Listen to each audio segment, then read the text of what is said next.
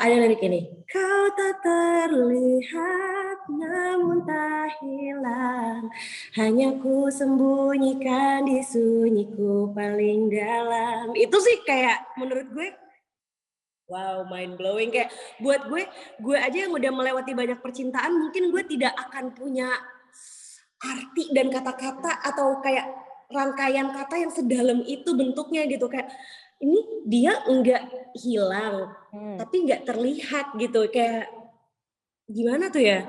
Jadi sebenarnya dia tuh ada, cuman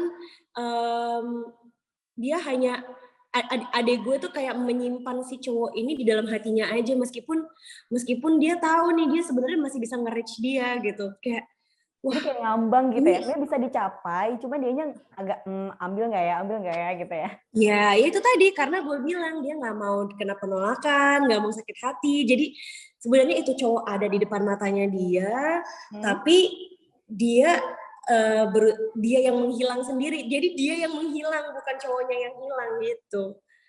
Aduh, susah juga ya. Tapi kalau misalkan ngomongin Susah tentang banget. adanya Kamita nih, ini kan lagu yang dibuat sendiri. Kalau dia tuh memang passionnya dibikin lagu atau memang dia bisa nyanyi juga sambil alat musik atau seperti apa sih? Actually, my sister itu adalah novel author. Jadi dia itu punya novel digitalnya dia. Kayak sekarang kan ada digital platform yang emang bisa buat penuliskan Wattpad kayak gitu, bikin novel dan lain-lain. Nah, dia itu salah satu penulisnya Wattpad. Yang katanya sih ya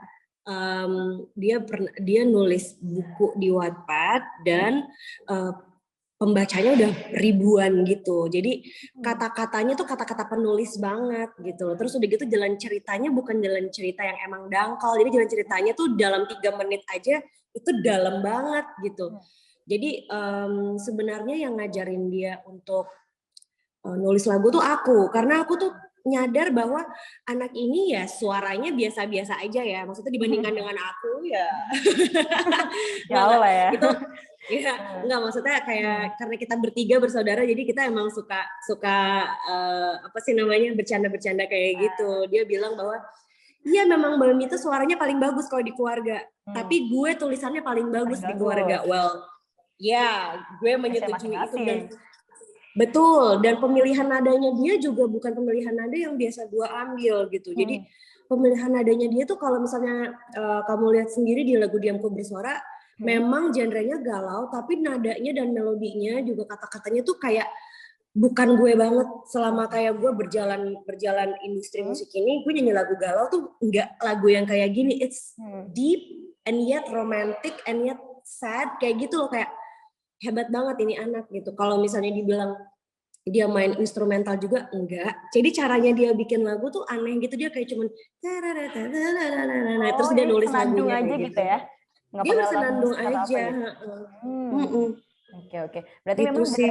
dari lirik, terus juga dari diksi-diksi yang dipilih, sampai dengan pemilihan nada itu memang dari adiknya Kamita sendiri ya berarti? Betul, jadi memang ini pure buatannya dia, aku nggak intervensi sama sekali. Karena aku sendiri sama dia memang bikin grup penulis lagu juga kan, jadi The Paramitas, karena nama gue dan adik-adik gue namanya Paramita semua. Jadi gue sama dia bikin grup penulis itu, jadi ada beberapa lagu yang emang kita tulis bareng. Tapi untuk lagu Diamku Bersuara sendiri ini emang it's coming purely from her. Terus kayak waktu itu dia dengerin ke gue pas dia datang ke rumah gue, dia bilang, "Mbak, I wrote a song. Aku mau kamu judge dong," gitu kan. Pas aku cek, "Can I take this?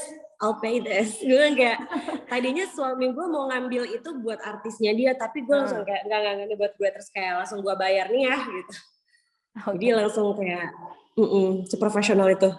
Kalau misalkan pas waktu awal pertama tuh didengerin ke Kamita nih, apa sih yang membuat wah kayaknya lagu ini aku aja deh yang nyanyiin? Apa sih yang membuat itu? Apa dari liriknya atau memang dari apa ya dalamnya atau gimana sih?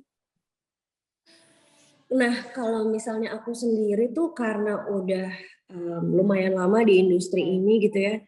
Jadi aku melihat lagu tuh bukan lagi kayak oh ini lagu bagus, oh ini lagu jelek, nggak ada lagu bagus dan lagu jelek.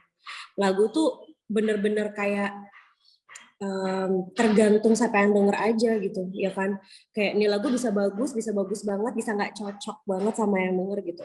Jadi kalau misalnya aku sendiri dalam pemilihan lagu sekarang tuh lebih yang kayak di mana yang jiwa gue bisa nyantol sama lagunya gitu. Jadi bukan lagi kuping gue yang suka, tapi kayak di mana yang jiwa gue nyantol sama lagunya gitu. Karena menurut gue lagu sama penyanyi itu kan kayak jodoh-jodohan ya. Lagu sama penyanyi tuh kayak ya lo kalau kayak lo nemuin soulmate lo aja gitu. Jadi kayak ada chemistry-nya antara lagu sama si penyanyi. Nah, gue ada 200 lagu, terus udah gitu gue juga minta dari beberapa penulis, dan yang paling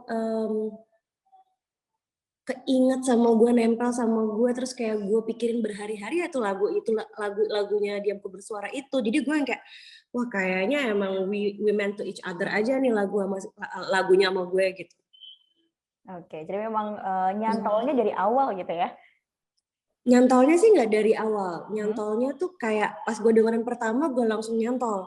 Tapi kayak beberapa hari kemudian kok gue ingat lagu itu lagu apa ya gitu. Kayak itu lagu apa ya? Itu kayak udah sebulan setelah dia dengerin itu. Terus pas gue cek lagi, oh itu lagunya Vira. Pas aku cek, oh iya ini lagunya Vira nih gitu. Sampai akhirnya disitulah gue sadar bahwa oh ya, this song and me is meant to each other gitu. Terima kasih sudah nonton. Jangan lupa like, subscribe, dan share ya.